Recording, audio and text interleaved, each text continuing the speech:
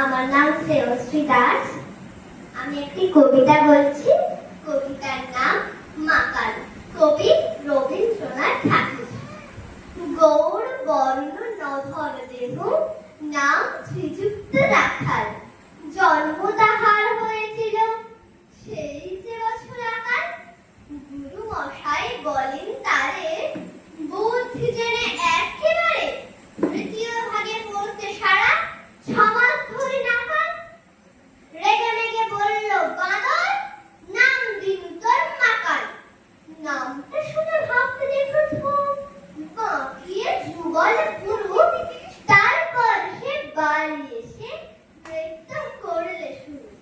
হঠাৎ ছেলের মাথন দেখে সবাই তাকে সুধার, এ কি নাম দিয়েছেন গুরু। নতুন নামের উৎসাহে তার বুক দুরু দুরু।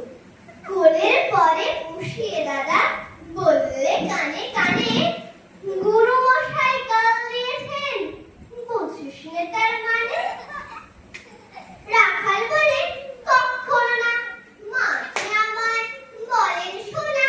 সেটা তো গাল নয়, সে কথা পাড়ার সবাই জানে।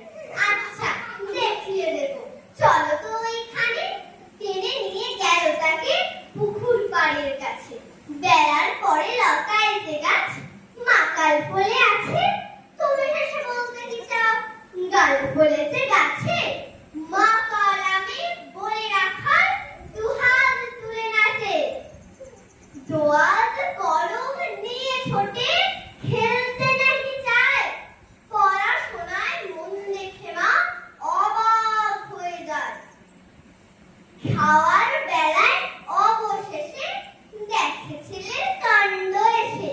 মেঝের পরে ছুটে পড়ে খাতার পাতাটায় লাইন টেনে লিখছে শুধু, মাকাল চন্দ্র রায়। নমস্কার।